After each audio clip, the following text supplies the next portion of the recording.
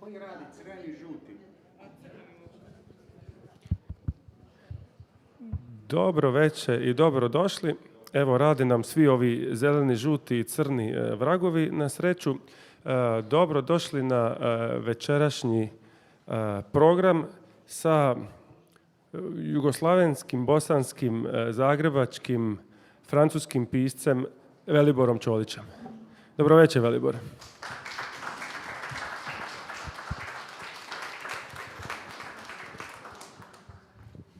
Dobro večer. Hvala prvo da se zahvalim na pozivu i na iznenađujuće za mene brojnom odzivu ovdje. Ljudi.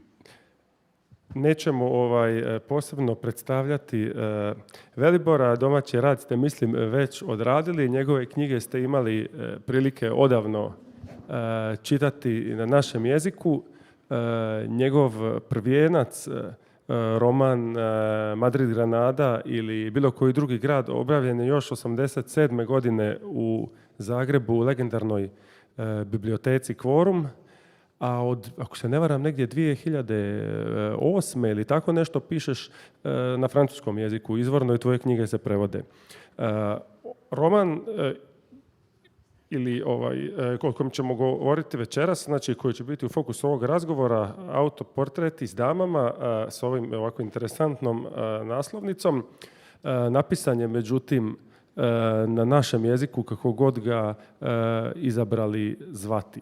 U nekom razgovoru ovako usputnu primjedbu si dao, ali koja zapravo zvuči jako promišljeno i otvara razgovor u mnogim smjerovima, a to je da se materija ove knjige jednostavno opirala francuskom jeziku. Što je to između ta dva jezika i što je materijal ove knjige gurnulo u naški? Dobro. Počet ćemo ovako prvo oko tih jezika. Znate li onu priču kad su Sulju Bosanca, Sulju Slovenca, pitali koliko pričaš jezika? Kaže on 8. 8 stvarno? Da. Kao onda kaže, ako pričaš 8 jezika, ajde reci nam dobar dan na talijanskom. Kaže Suljo bonjour. Kaže, pa nije to talijanski, to je francuski. Kaže Suljo, onda 9.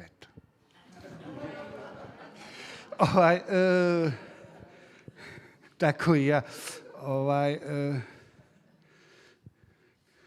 Moja priča u Francuskoj, u Hrvatskoj, u regiji, izvan regije, u Vijetnamu, čiju ponosnu zastavu nosim.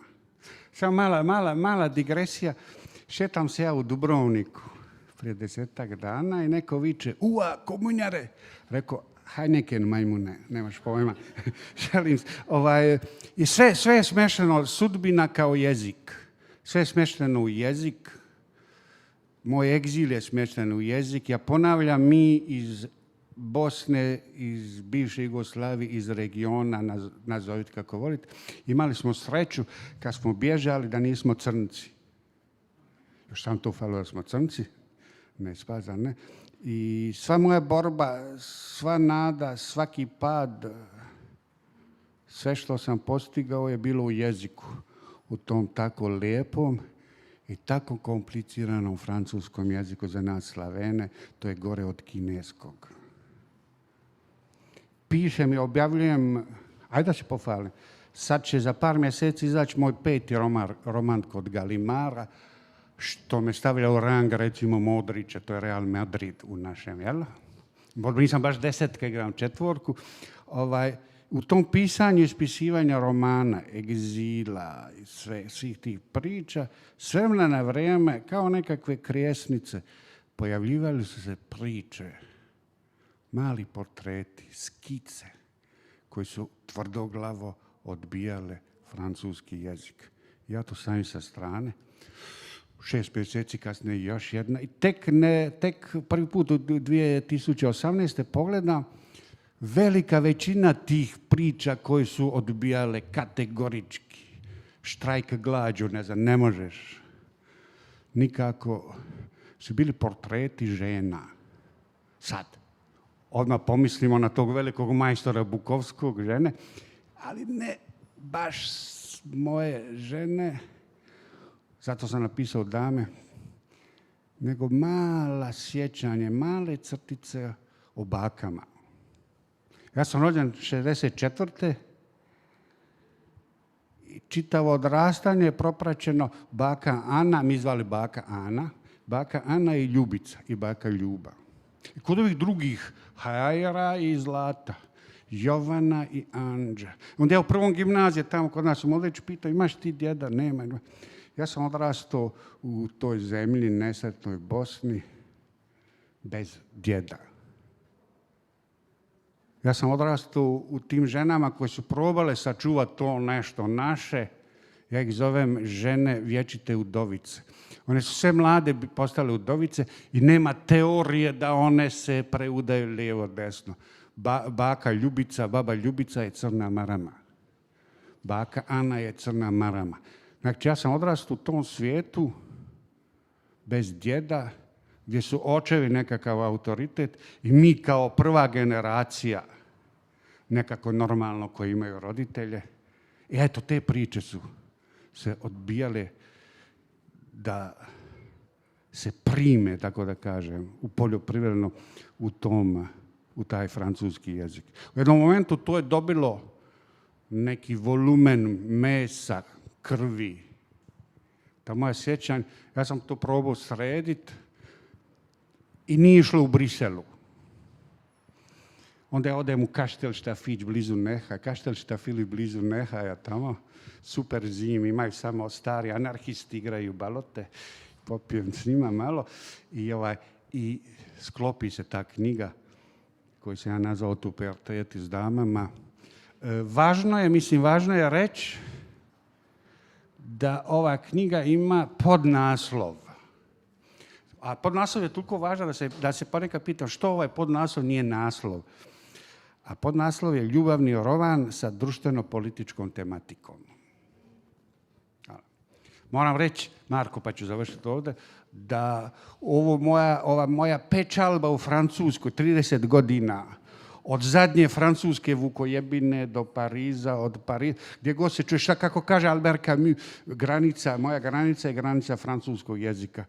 Do tamo nekakvih favela u Buenos Airesu sam primijetio da u modernoj francuskoj književnosti fali velike historije.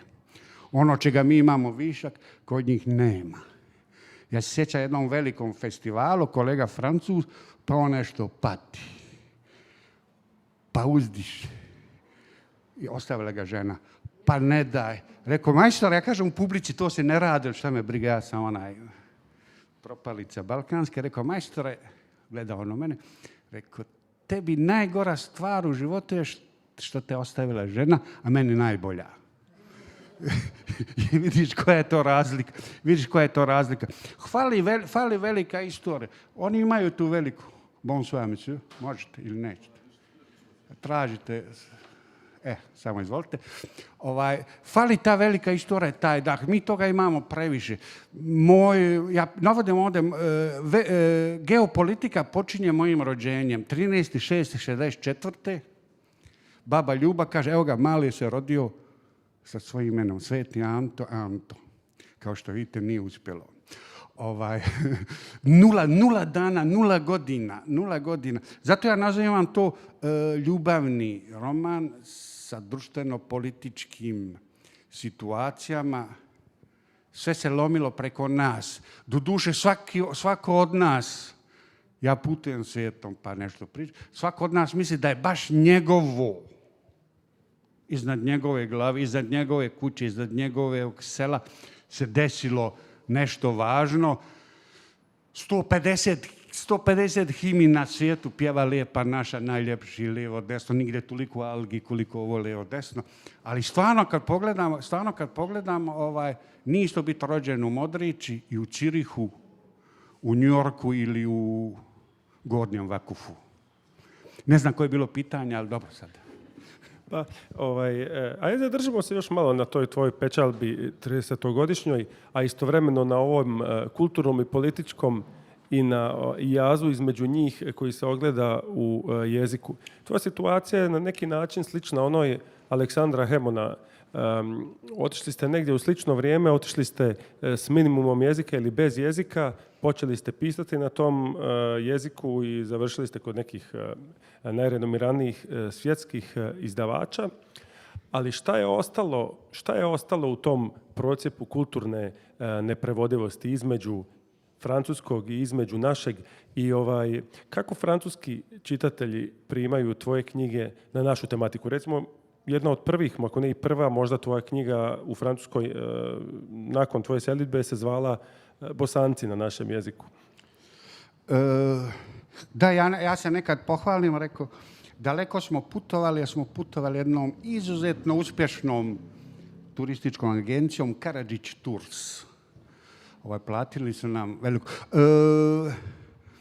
Francuzi, to je specijalno. Nema dva, sad ja neću ništa reći što se tiče novo, ali nema dva grada za književnost kao Pariz. Jedan je pjesnik rekao, Pariz je unique et seule librairie traversée par une rivière. Jedinstvena knjižnica na svijetu kroz koju protiče rijeka. Vi ne možete zamisliti ni tu konkurenciju, ni koja je to. Ja sam otišao iz polukomunizma u završetak kapitalizma. Svaki jezik ima svoju logiku. Svaki jezik ima svoju bogatstvo, možda neke faličnosti. Francuski jezik, imam pravo da kažem, nakon ovih romana, jedan od maternih jezika romana. Francuski jezik mi dopušta svu onu lepezu osjećaja koju ja trebam kao pisac. Francuski jezik mi čak dopušta i da probam humor u pisanju, a to je, vjerujte mi, najteže. Kad pišemo humor, nema onih specijalnih efekata muzika, oni i padne na korod banane. Tekstom. Najveće zadovoljstvo u mom tom književnom, ajde nazovem karijeru Francuz, kad se svi zajedno od srca nasmijemo na neku od mojih, recimo, rečenica. Šta ostaje neprevodivo? Ostaje neprevodivo i za njih malo komplicirano shvatiti. Oni su kartezijanci. Kod njih tužan znači biti ozbiljan. Ja pokušavam, i bio je tu i veći majstora od mene, Kundera je pokušavao objasniti da tužan i ozbiljan nije isto. Da tužan i ozbiljan nema veze. Vi da vidite face, on je napisao nekakvu knjižicu i nosi Weltschmerz na svojim krhkim ramenima francuskog pisca. Idi čoveče, šta ti je? Ja pokušavam, znači to im nekako tu nekako blokiraju, ne očekuju da knjiga o egzilu i o ratu može biti smiješna. Dobronamjerni ljudi misle, dobronamjerni ljudi koji nisu nikad doživjeli ni rat, hvala Bogu, i još manje egzil, 3 put, hvala Bogu, misle da je to stalni, konstantni pakao, 9. krug. Nije. Rat, onako kako sam ja živio, neka vrsta švejka koji je preživao, uvijek kažem, koliki su oni kreteni, vidite veličinu moje glave. Oni su imali 6 mjeseci sa svim onim snajperima ovoliku glavu na raspolaganju i promašili. Koji su tu. Nisam više, 7. mjesec sam bio daleko već. Oni ne shvataju, tako da ja malo, koliko mogu, udahnjujem. Granica je moj talenat. Tu neku, nazovimo, slavensku tragikomediju u baš tu literaturu koju specijalisti nazivaju književnost o egzilu. Sam malo prije pričao na radiju. Jedan od najtužnijih momenata u mom životu, kad ja kao beskućnik imaju raznorazni karitasi. U Francuskoj, u Parizu, zima 92. ona se, gris parisien, siva pariška jesen. I oni nas, to su one gospođe stare koje će nas obući i da jedemo. Sirotinja, la misère du monde, sirotinja je došla tu. Ja nesrećom imam 196 i patike 46. Ne to kod Francuza. Ova jedna gospođa pronalazi košulju sa papagajem. Jedina ta ima 4XL. Hlače su kratke, hvala Bogu. Imaju neke žute cipele 46. Ja sam tužan, ne mogu više tužniji biti. Dno dna ponižavajuće situacije za nekog ko misli da je pisac, a izgledam kao klaun. Treba mi 30 godina distance i da se nasmijem tome. U jednom momentu nesanice slušam ja na France Culture, ova francuska radio, intervju sa velikim Jacques Tati. I gospođa novinarka kaže, da, gospodine Tati, vi crpite inspiraciju iz američke burleske, Chaplin, Buster Keaton. Kaže on, da, gospođo, imamo koro od banane, čovjek trči, padne, mi se nasmijemo, ide dalje. Ali ja, kaže veliki Jacques Tati, gospođo, ja ga otpratim u tom padu i sačekam 5-10 sekundi. Ja mislim da je literatura, jedna od definicije, umjetnost je to, otpratiti i sačekati čovjeka koji pada. Ništa drugo, a ako uspijemo, to su ti momenti koje zovem delusiol, to su ti momenti kad kažeš vrijedi što sjedim za tog kompjutera i što probam pisati. Hajmo sad istovremeno malo konkretnije i malo apstraktnije. Znači, u jedan citat za koji mi se čini da zapravo na neki način jako dobro sumira ovu knjigu, predstavlja neku vrstu njen sukusa i mogao bi stajati također u epigrafu možda. On se nalazi na stranici 196 i kaže: ništa se ne događa po prvi put, ono što je bilo jednom postoji zauvijek.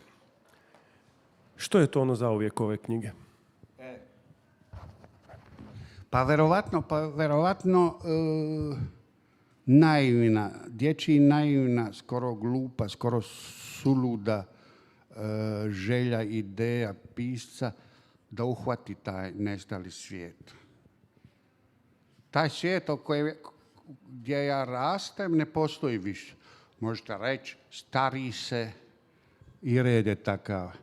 Taj svijet, ne da je nešto prirodno kao nekakvi dinosauri, taj svijet je ubijen. Ja sam bio jednom u 30 godina u Modriću, nema potrebe, to ne postoji, to nije isto.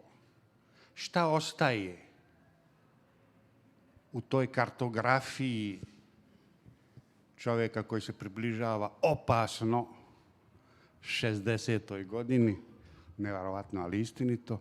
Ostaje to sjećanje i ostaje taj zapis, ta vjera da ono što je zapisano postoji, taj eho Bulgakova koji kaže da knjige i rukopisi ne gore i ta neka skoro mantrička, ne znam možemo reći što da ne, mantrička vjera ovog ovdje čovjeka da riječ, da književnost nije samo doći u Rijeku i prodavati knjigu ili ići u Pariz, da književnost jest to, neka vrsta vrađbine, kako kaže John Fante, jer se vraćaju mrtvi. Neke knjige kažu ne, a noć uvijek urla da. Uhvatiti te ljude, uhvatiti te momente koji su u književnom smislu sveti.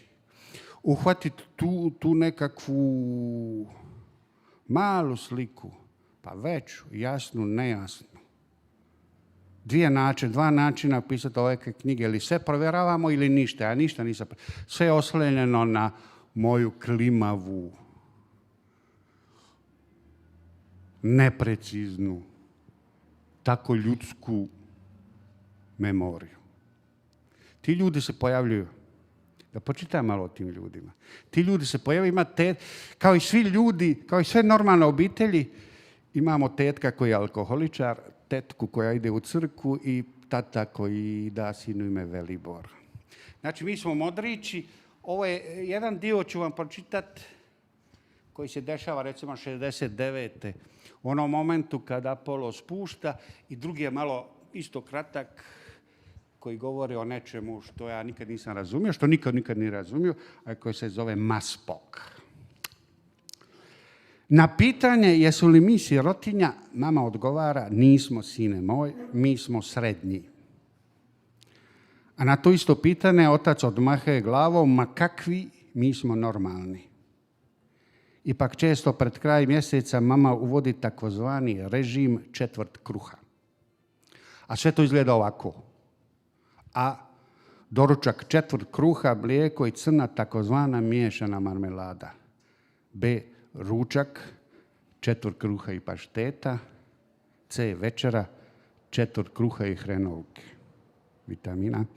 Nakon tih dana obično dođe očeva spasonoćna plaća i naš oporavak od tog suhog režima u pravilu počinje sa jednim čitavim piletom. Naša nezavidna financijska situacija vidi se i na našem izgledu. Na meni je sve brown i sivo, kratko, usko i iznošeno. Ponekad dobijem i lijepu šarenu majicu, ali je brzo prerastem. Na nogama su mi tenisice borovo, koje intimno zovem gumeni smrad. A na zimi je na meni jedan čudnovati kaputić. Nešto što nema ni oblika ni boje. Napravljeno od sintetičkih materijala, tako da je moj kaputić svijetli noću. Ne propušta ni kišu, ni vjetar, ni snijeg unutra, ali ni vani. Sam moj znoj, a to se radi o litrama, ostaje zalijepljen za mene. Ali sam zato pravi šampion u grudovanju. Iako sam zbog debljine i veličine laka meta, grudve se naprosto odbijaju i klize sa mene. Pored političkih, sportskih i kulinarskih u našoj kući postoje jezičke dileme i rasprave. Mama nalaže da pričamo hrvatski i mi se trudimo koliko možemo, iako dosta često, zbog neznanja i brzopletosti, naše rečenice završavaju srpsko-hrvatskom. Tatina omiljena psovka je jebote led. Tetka Jela sa svoje strane ima nekoliko dobrih lingvističkih caka da bi psovke postale recimo manje vulgarne. Ona mijenja j u gr, što daje djeco grebao vas otac. Ili nagrebali smo od ove skupoće. A da bi prevelila smrt, tetka Jela ne kaže groblje, nego greblje. Meni isto ta smrt liči na neko jebavanje, ali ne usuđujem se pitati. Zahvaljujući politikanom zabavniku, dosta dobro znam i latinicu i ćirilicu. Iako ponekad miješam ćirilično pisano T i Š, znam još svašta nešto, ali krijem za sebe. I to toliko dobro da ostali misle da sam glup. Dženo, uži se često moj otac, mali nam je konj. Kako to nije stid, ušutka ga mama, šta ću, opet uzvikne otac. Volio bih ja da je Einstein, ali jebi ga. I evo, završit ću sad s ovim političkim, jel te? Kaže ovako, nastavak te školske 1971. to je Maspok, 72. godine je spektakularan. Omađe je došla nam nova, pravi učitelj umro od ciroze kao i svi Crnogorci, pa došla neka lijepa učiteljica iz Vukovara. Omađijan otkrivan kapute, šalove i vunene kape naše učiteljice. To je sve u duginim bojama, veselo, lijepo, mirišljivo. Iste te školske godine naučio sam i 3 nova izraza. Rak pluća, Neka strašna životinja koja je duhanskim putem izjela pluća našeg komšije Jusufa. Kao strašveni pučač, tata se brani.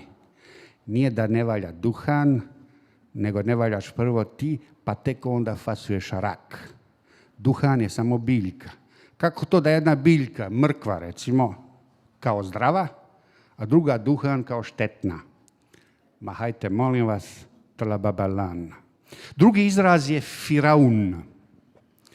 To je izjavila baba Ana u onom kritičnom momentu kad je brat grudom snijega pogodio prozorsko okno njene kuhinje. Baba Ana ga je otvorila i podviknula: ma bježte Firauni, nemoj da vas ja dofatim. Bilo je to super, to Firaun, meni je to zvučalo kao faraon. Treći izraz je kurva. Tu fantastičnu riječ prvi put sam čuo od Zoke Cigana. Stari smo gledali kako učiteljica stana ulazi u auto tog važnog debelog druga. Zoka Cigan je pljucno i rekao: kurva. Jel to ima veze, upitam, sa kruvom?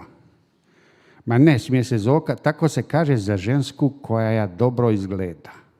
A za onu koja je ružna, ništa ne kažemo, dodaje Zoka. Ako ružna, to je sigurno nečija mater. Kada je došlo, završavam, proljeće Maspok, sad je zajebano postaje, kada je konačno došlo proljeće 71. naučio sam nekoliko političkih riječi. Prvo se u kraju počelo pričati da susjed Mirko čita VUS. Meni je to VUS izgledalo egzotično, nešto što se upotrebljava za neke tajanstvene, a važne stvari, kao kondom. Zatim sam čuo negdje za Maspok još nekoliko smiješnih i čudnovatih imena. Savka Davčević Kučar i Miko Tripalo. Meni je to zvučalo kao Miko Zubalo. Bilo to malo smiješno, ali pošto smo svi u kući samo šutjeli i gledali dnevnik, šutio sam i ja, samo sam šutio da to ima veze sa Srbima, Hrvatima, Titom i ostalom ratnom tematikom. Tetak je sa piva i rakije prešao na crveno vino, stalno je pjenio, udarao se po bedrima kao pjeni peteo, urlao Mišu Kovača i trkljao nešto u stilu: opala, došla maca na vratanca. Teta je plakala i rekla: barem će ga utrijezniti na robiji. Mama je stavila mokre obloge na čelo i ponavljala kao navijena: zar opet, zar opet. Tata je pojačao dozu pušenja i svima ponavljao: ne izjašnjavam se sve dok ne čujem šta će o Maspoku reći drug Tito. Ja sam ga upitao: je li tata, hoćemo sad svi morat biti Srbi? I dobio takvu šamarčinu da su mi uši zvonila puna 4 dana. To je taj svijet.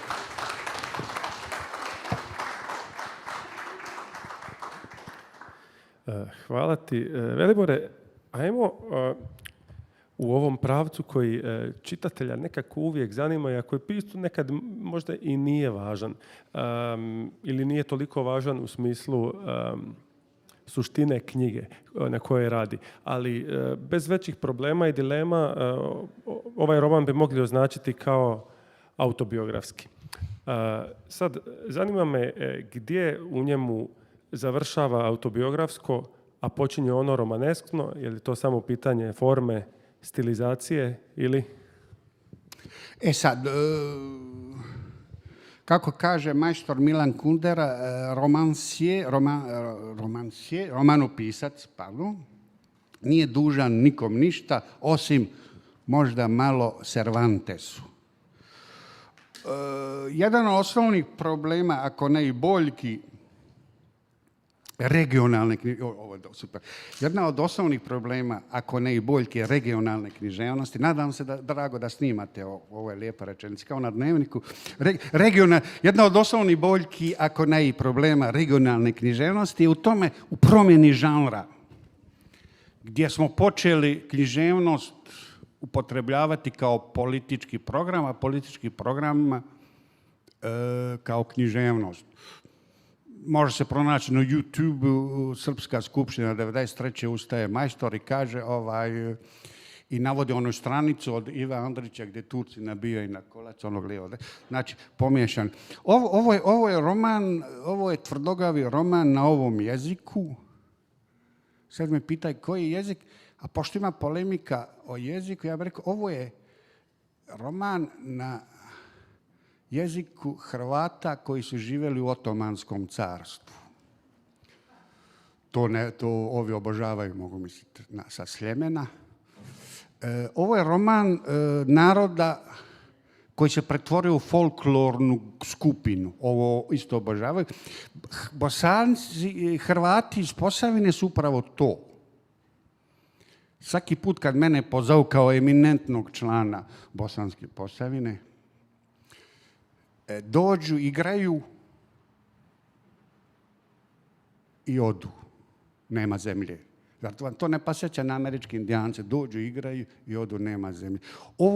Ovo je istina, ovo je još jedan krik, još jedan kamenčić da se ispuni ta ogromna praznina koja je nastala vojnim, civilizacijskim, političkim porazom hrvatske ideje o Bosni. Ovo je indijska molitva. Ovo je animističko zazivanje gdje ja mislim da svaka stvar iz mog djetinjstva, nabrajam te fenomenalne usisivače, i mama imala kao većina onu gondolu, i to ima dušu. Prizivanje tog praznog ljudskog prostora koji smo nekad zvali i gdje smo nekad živjeli, mi Čolići, 500 godina, koji se zvao Bosanska Posavina. Ja mislim da je ovo hrvatski jezik, ali sa turcizmima. Ovi će sa Sesveta da popizde, ali dokle god ne shvatimo, Francuz ima na stotine milijuna ljudi koji govore francuski, svi pričaju francuski, Plenkoviću. I ona je u Kanadi, ona je u Alžiru i ja. Ovi hoće da nas svedu, ono što nas je ostalo, da nismo svi Dudek. Ja nisam Dudek, recimo. I ne moraju priznati. I neće priznati. I nestalo je to s druge strane Save, pojele su neke duge magle. A nek bude, recimo, ovaj jezik, ove moje knjižice, hrvatski. Možda smo premalo razgovarali o jednom elementu koji je ključan za ovu knjigu, pa je i u njenom naslovu sasvim legitimno o ovim damama. One su naime sve vrlo intimne i vrlo važne na sasvim različite načine. Pa bih te zamolio da iskomentiraš jedan citat koji na neki način spaja taj važan aspekt ove knjige sa drugim jednim važnim aspektom koji je na neki način i metaperspektiva, taj opoziciji pisanja pisca i preispitivanja vlastite uloge i vlastitog rada po tom pogledu. To je jedan kratki paragraf, kaže ovako. Govori jedan lik, Senka. Kad bih radila psihoanalitičku analizu, rekla bih da je tvoje pisanje kao nekakvo odbijanje, kao da odbijaš reći sreća, kao da nemaš pravo na seks. I da sam ja tvoja urednica, ja bih te gurnula da pišeš tekst o sreći, jedan erotski tekst dnevno, mjesec dana. Da te treniram za sreću, točka. I za pisanje, potpuno i predano pisanje o zadovoljstvu. Kako pisati o zadovoljstvu iz pozicije onoga koji iz ove klaonice odlazi u egzil hladne pariške jeseni? Ja se probam izvaditi, možda ste primijetili, preko humora. A o zadovoljstvu je komplicirano, pisati. Zadovoljstvo kao definicija je i dosadno malo, šta on sad zadovoljan, šta sad. To možda short story, ja sam zadovoljan. Ljudi će reći, pa dobro sad, stavi to na Facebook. Ovo je autoportreti s damama, je neka vrsta kronološkog, pomalo, čekam da prođe sa motorima, kronološko, pomalo i nestabilnog i na svu sreću romaneske nekakve tvorevine, gdje ja pokušavam baš dati ono pravo mjesto tim ženama. Tu su bake ljubav, tu ima komšinica Zlata koja napravi neke fenomenalne bureke, tu ima ta učiteljica, pa imaju ove moje nekakve rokamboleskne, uspio sam reći rokamboleskne, gimnazijske ljubavi, pa neke ozbiljnije ljubavi, pa nekakva potucanja. Urednica Vanja je rekla, pa nema tu neke velike nekakve ljubavi. Kao da smo različiti i ta različitost nas osuđuje. Kao da smo nekakva vrsta nove generacije, izgubljene američke generacije. Karte su već bačene, pa se nešto, što bi rekli Sarajlije, trzamo, ali nema nekad tu sad nekakvih, nažalost, sretne ljubavi nemaju, nisu tu u toj knjizi. Moram sam malo sačuvati za sebe. A ove su nekakvi slučajni susreti i bijeg. Nažalost ili na radost, taj period odgovara vrhuncu mog nesportskog života, kako ga kaže. Možda je stajanje uz šank neka nova disciplina. Tako da nesiguran dječak, kompliciran student. Ja sam stalno čekao da me otkriju moj talent. U Sarajevu pa nisu htjeli. Pa sam se tada je bilo u modi, pa sam se prebacio iz političkih razloga u Zagreb. U stvari nisam mogao više obnavljati godine. Neću nikad zaboraviti na filozofiju u Zagrebu, 1., 2., 3., 4. na postdiplom. Ja već imam bradu i nekakav šal. I klinka, ona gleda u mene i ja čekam za 2. godinu. Viče na gospon, ovo je za 2. godinu, rekao, znam. Kaže ona, pa izgledate malo starije, pa rekao, ja sam stariji. Nije se moglo nikad realizirati ono što sam ja tražio. Tamo je postojao Rue 5, Rue Gaston Gallimard, tamo je postojao Antoine Gallimard, koji je od 83. i prvi mojih neuspješnih avangardnih romana čekao da se pojavim ja. Ja sam čekao Antoana i tek negdje s 30, zato ja kažem ne mogu umrijeti mlade, tek negdje s 40 godina počeo sam ozbiljnije raditi, a sad moj urednik za ovaj novi roman kod Gallimara, Jean-Marie Galtin, kaže, evo, to je tvoj roman zrelosti. Pa bilo je malo i vrijeme zrelosti. Rekao, kako to prelazimo iz adolescencije u zrelost? Romani, žene su tu. Ja više volim John Fante kako tretira žene nego Bukovski. Žene su tu, to je konstelacija, to su zvijezde u ovom mom životu. Ako budu ljudi pošteni, ne moraju pisati knjige u bilo kojem životu nekog muškarca, s koje sam ja s manje više elegancije, s manje više uspjeha skakao, prelazio, vraćao se i gubio. To nije jedan autoportret, to su autoportreti. U svakoj od njih se pomalo prelamalo i moje ja, i svaka od njih se prelamala u mome ja. Ima lijepih i ružnih stvari. Ima kad sam odlazio, ima kad su odlazile. Ima kad su umirale. Da ima mala priča o mami. To nikad ne bi mogao napisati na bilo kojem drugom nego na njenom jeziku. Ona uvijek insistirala da pričamo hrvatski, a mi polusrpski.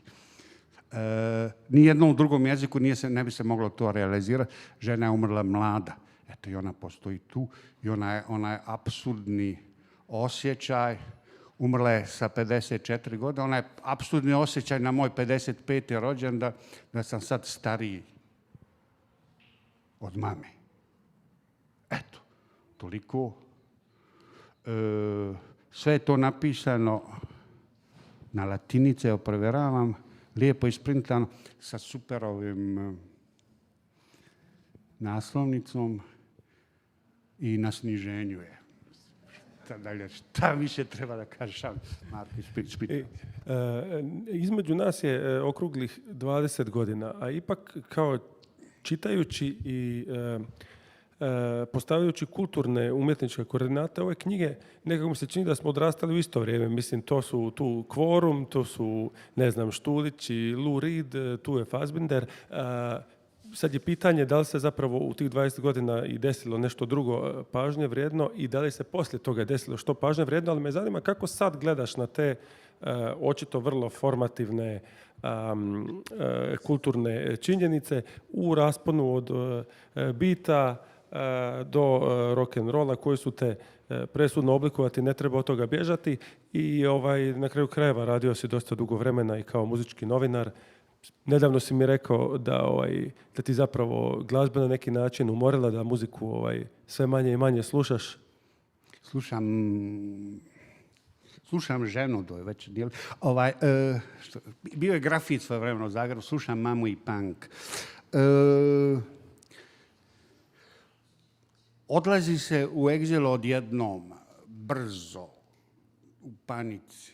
Poslije sam se ja vraćao u moje ključne gradove, među kojima je i Zagreb i Sarajevo.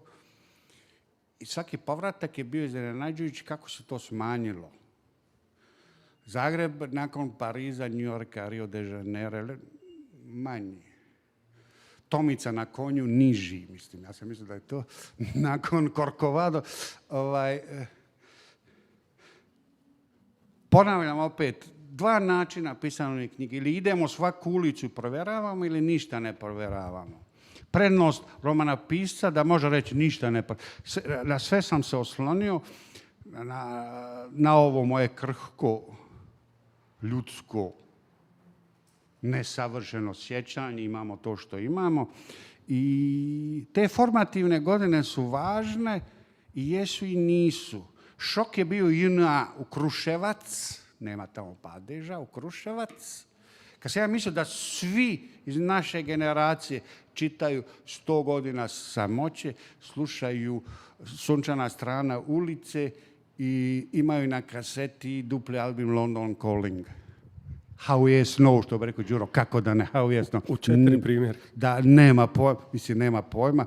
Tamo sam otkrio da dijelim prvi put u životu šok kulturni, da dijelim prostor sa generacijom, recimo, ja nisam mogao doći sebi. To su bili dežurni kapetani. Kad dođe naš dežurni kapetan u kasarni sa svojim autom, oni se potuku ko će njemu oprati auto. I vidio sam ljude da imaju oni, zbog loše ishrane, to isto, kako se to zvalo tad kod nas, kokošija prsa ovako nekako. I vojnik Šabani, pisao sam o njemu, mi imamo neku crkavicu vojnu plaću, od te crkavice jedva 3 piva, 5 piva što mi popijemo, on je slao doma tamo negdje na Kosovo. To je prvi šok. I toga sam se više sjetio nego da mi idemo sad slušamo i ti ljudi su u stvari stavili neke druge značke i pripucali u nas. Jedan jako dobar i nažalost zbog jezika slabo poznat, fenomenalan novinar Ervin Mihalčić, Hladnik, slovenski,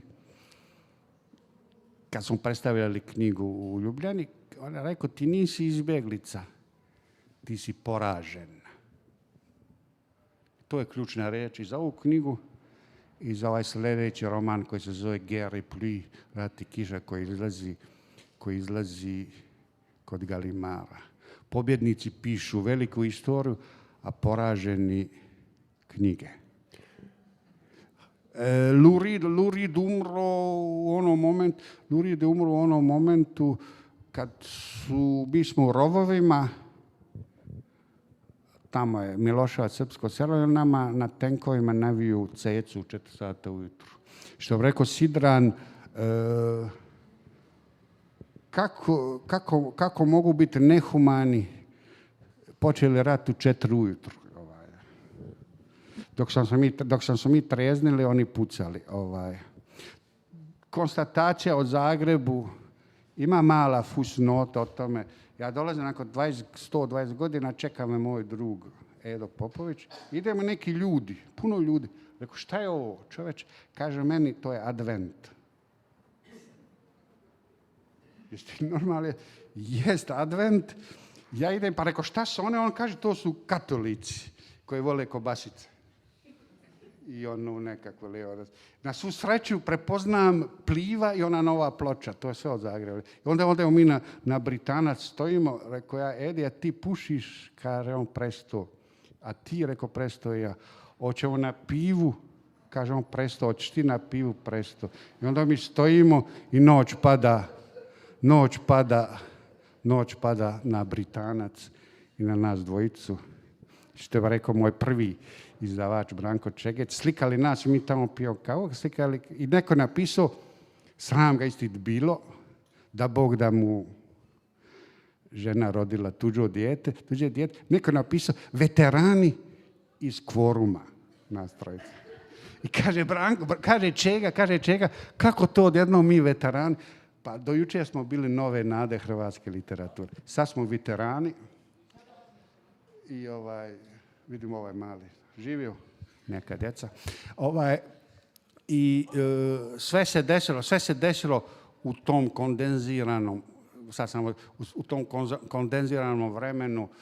Sarajevo nisam prepoznao, još veća katastrofa. Zagreb se smanjio, rodni grad izbrisan. Možda, nije to nikakva nostalgija, možda je prepoznavanje u nekim takvim knjigama, možda ponovo još jedno suluda ideja nekakvog čovjeka kao ja, da se može to spasiti, da tetka Jela, koja i ne znamo gdje je grob, da taj famozni, ako uzmete vidite da taj genijalni pijanac tetak još uvijek živi, da oni s njegovi padaju u Bosni, da je Milena, moja nesretna velika ljubav gimnazije, još uvijek lijepa, da sam ja mlad i da, kako kaže Kerouac, i da večeras mora pasti zvijezda padalica. Noć je pala i na rijeku. Ja to biram, a nadam se da možete i vi da u tom porazu pronađete i neki onaj mladenovićevski deo slobode, barem nakratko i samo za vas. Veliborovu knjigu možete kupiti, ja vjerujem da ćemo vam on je vrlo rado potpisati. Vrlo brzo u dnevnom boravku počinjemo sa drugim programom, predstavljamo romane Vladimira Jankovskog i Vesne Marić. Pridružite nam se i na tom programu. Hvala ti, Velibore, hvala vama. Merci beaucoup, živjeli.